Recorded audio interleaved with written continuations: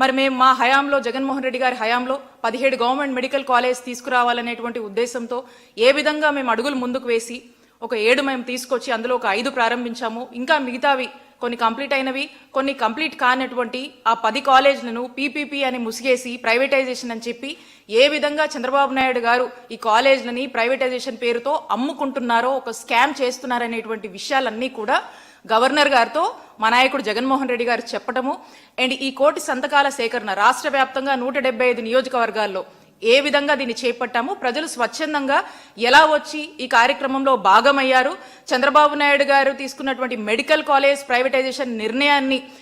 తిరస్కరిస్తూ వ్యతిరేకిస్తూ ఇది ఇంత దుర్మార్గమైనటువంటి నిర్ణయం అని చెప్పి ప్రజలు స్వచ్ఛందంగా వచ్చి సంతకాలు చేసినటువంటి తీరుని అన్నీ కూడా గవర్నర్ గారికి ఎక్స్ప్లెయిన్ చేయడం జరిగింది. ఆ గవర్నర్ గారు కూడా ఈ రాష్ట్ర ప్రజల పట్ల వాళ్ళు పడుతున్నటువంటి ఇబ్బందుల పట్ల జగన్మోహన్ రెడ్డి గారు ఇచ్చినటువంటి వివరణతో వారు కూడా అవన్నీ విని వారు కూడా చాలా సానుకూలంగా స్పందించారు. ఈ ఆవేదనని, ఈ బాధల్ని ప్రజల పక్షాన ప్రజల గురించి ఆలోచించమని చెప్పి కూడా జగన్మోహన్ రెడ్డి గారు గవర్నర్ గారికి చెప్పడం జరిగింది. మరి వారు కూడా